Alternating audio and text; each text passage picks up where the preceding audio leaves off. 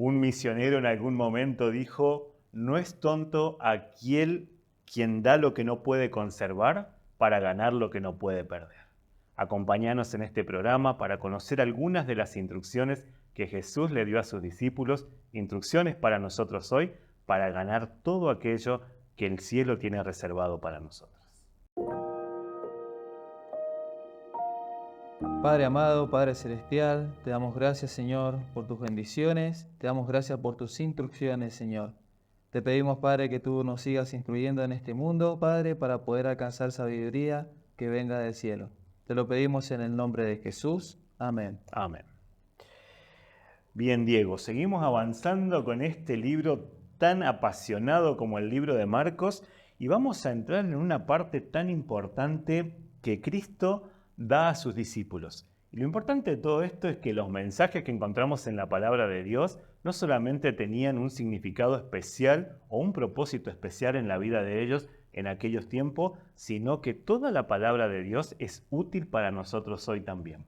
Vamos a hablar acerca de las instrucciones que Jesús le dio a sus discípulos. Y hay un texto muy importante en el libro de Marcos, capítulo 8, verso 34, que dice: Luego Jesús llamó a la gente y a sus discípulos y les dijo: Si alguno quiere venir en pos de mí, niéguese a sí mismo, tome su cruz y sígame. Vamos a hablar un poquito acerca de qué es esto de tomar la cruz de Cristo, qué es esto de avanzar siguiéndolo a Él con este requisito importante para alcanzar ese ideal de Cristo. Y comienza esta etapa con un milagro importante, ¿no? Algo que tenía que ver con sanar a un ciego. Sí, es interesante que nosotros muchas veces en este mundo nos movemos bajo pensamientos humanos y bajo instrucciones también humanas.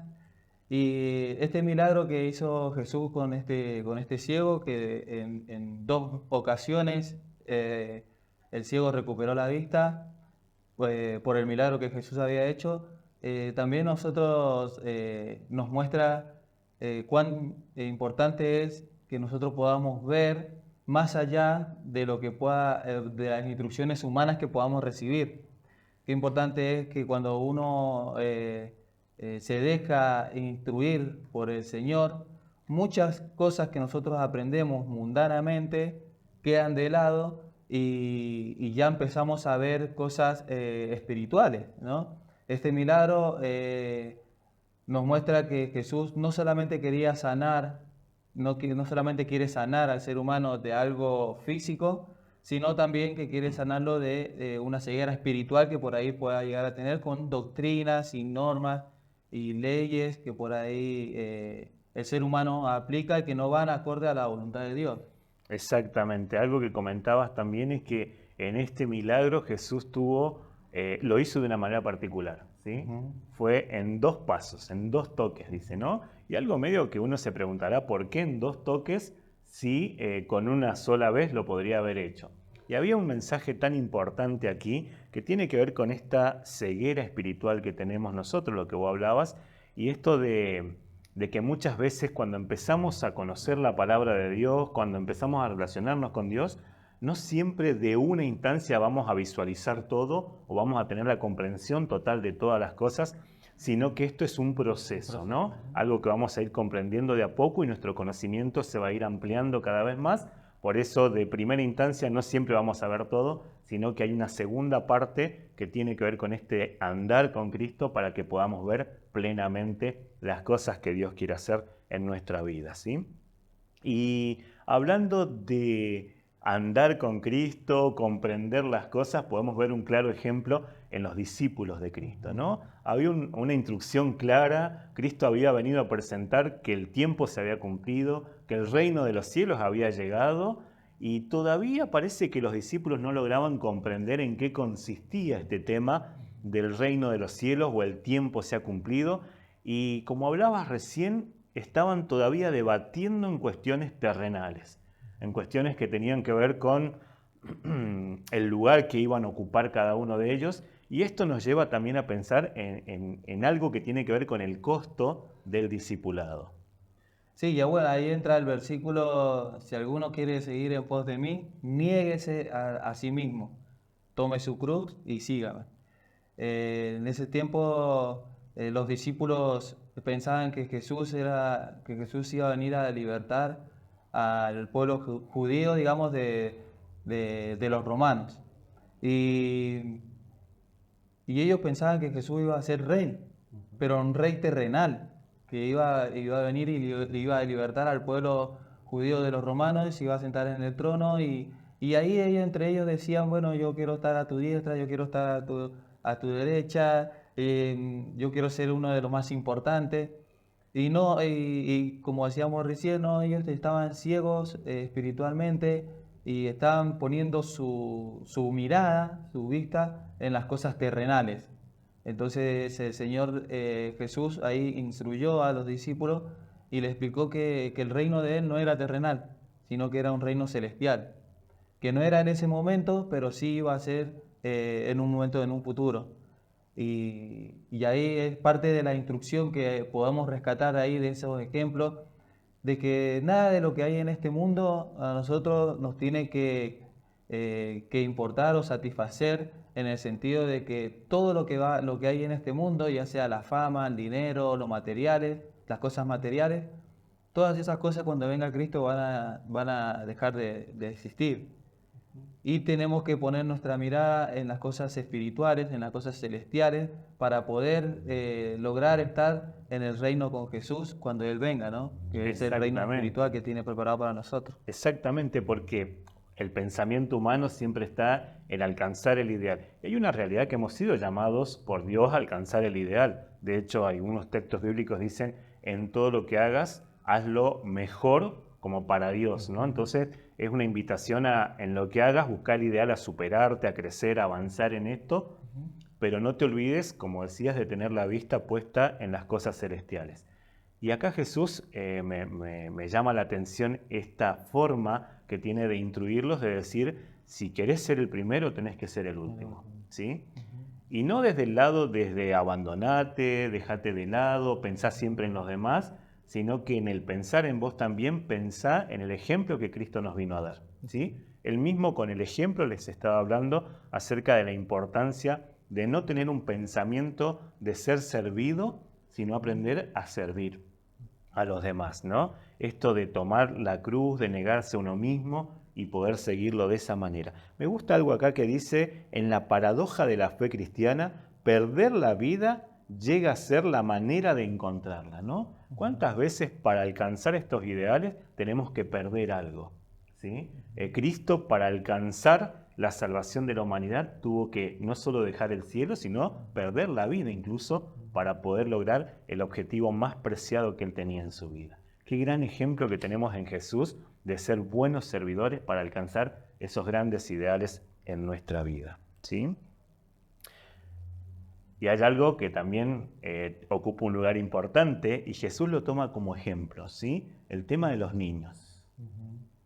¿Qué lugar ocuparían los niños hablando del reino de los cielos? Jesús se enfoca parte de la instrucción de los discípulos, que a pesar de que llevaban ellos 3 años y medio con Jesús, todavía no lograban comprender la misión y el propósito del cual Jesús vino a este mundo y cómo vino. Como bien decías anteriormente, Jesús se negó, o sea, Él se despojó, ¿no?, de ser el rey del universo, de ser el creador, y vino a la tierra como un simple ser humano, humilde, y Él se negó en esa parte para poder venir y cumplir la misión. Y muchas veces en la parte de que entra de los niños, vemos la inocencia, vemos que los niños se acercaban a Jesús. Jesús tenía algo que hacía que los niños constantemente se acercaran a Él.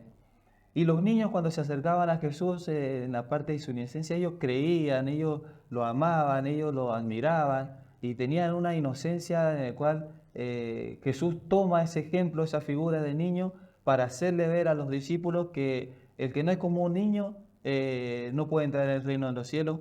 ¿Por qué? Porque un niño es inocente, un niño te entrega, es sincero, te entrega tu amor, su amor.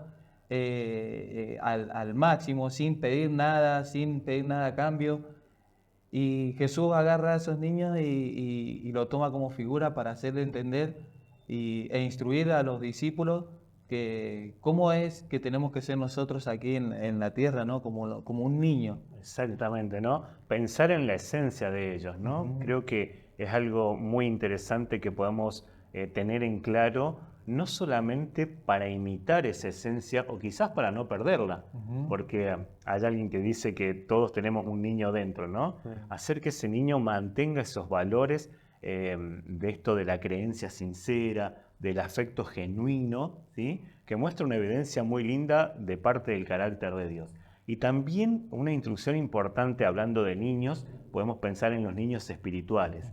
Aquellas personas que empiezan a caminar la vida cristiana, que empiezan a conocer y que de alguna manera avanzan, como lo hemos hecho muchos, con este primer amor, esta sinceridad, esta entrega del corazón, y que muchas veces los adultos espirituales, por nuestros pensamientos, quizás por las formas de expresar cosas, terminamos dañando a esos niños espirituales también e impidiendo de alguna manera que alcancen los ideales fijados por Jesús para la vida de ellos. Sí, y Jesús ahí en Marcos 9:34, Él advierte de que nosotros, que ya somos adultos espirituales, que ya conocemos, que ya crecimos en la vida espiritual, que tengamos cuidado, ¿no?, de no ser piedra de tropiezo para esos niños espirituales que están naciendo, como bien decía vos, que tenemos que tener cuidado y que somos responsables de esos niños, así como un padre es responsable del hijo. Nosotros como adultos espirituales somos responsables de los niños que se están acercando a Dios. Muchas veces los discípulos impedían o querían impedir que los niños se acerquen a Jesús porque por molestia y, y Jesús los exhortaba a los discípulos y decía: no, dejen que los niños vengan a mí, porque de los tales es el reino de los cielos. Entonces nosotros muchas veces tenemos que tener cuidado con lo que decimos, con nuestros gestos, con nuestras acciones, para no alejar a esos bebés espirituales que se están acercando a Cristo y, y- y ser una piedra de tropiezo. Por eso Jesús ahí marca también que nosotros somos responsables de esos bebés espirituales. Exacto, ¿no? Qué privilegio que tenemos y qué responsabilidad también importante. Y qué lindo que sigamos recibiendo las instrucciones de parte de nuestro Señor a través de su palabra. De hecho, la próxima semana también vamos a seguir con otra parte de las instrucciones. Pero para ir cerrando, hay una instrucción importante también que da con respecto a entrar al reino de los cielos. Sabemos que en el reino de los cielos no va a haber lugar para el pecado, ¿sí? Todo tiene que ser despojado aquí en la tierra, todo tiene que quedar acá. En este proceso lindo de ser instruidos también tiene que ver con esto de abandonar todo aquello que hoy por hoy me separa de Dios. Y hay un texto ahí en Marcos 9, 42 al 50 que habla de que si algo que tienes es ocasión de caer o de impedirte entrar al reino de los cielos, es preferible que te lo quites. Y habla del ojo, habla de la mano, habla de la pierna, ¿sí? Como ejemplos a esto. Es preferible que te lo saques, que lo cortes para que puedas entrar al reino de los cielos. Es preferible que entres sin un ojo, pero que no te quedas y te pierdas en el infierno, ¿no? Y quizás se preguntarán: che, pero entraremos mutilados al reino de los cielos, tendremos que sacar un ojo. Acá hay una expresión como en un contexto de exageración, mostrando la importancia que tiene el reino de los cielos, ¿no? Y la importancia que es de que todo aquello que me es ocasión de caer, es preferible sacarlo, cortarlo, por más doloroso que sea, pero que no me lleve a perder el reino de los cielos, ¿sí? Por eso, querido amigo, queremos animarte a que puedas hacer un análisis de aquellas cosas que son las que te están hoy apartando del privilegio de entrar al reino de los cielos. Que puedas abrazar las enseñanzas, las instrucciones que Dios nos da, que tienen el fin de que podamos vivir una vida plena y feliz en este transitar por este mundo, pero con el objetivo de prepararnos para poder abrazar a Cristo cuando venga a buscarnos y vivir una eternidad sin interrupciones, ¿sí? Entonces te animamos también a que puedas ser un buen lector de la palabra de Dios. A través de ella vas a encontrar todas las orientaciones e instrucciones para que realmente tu vida tenga un verdadero y feliz propósito mientras aguardamos la venida de nuestro Señor Jesucristo. Que Dios te bendiga.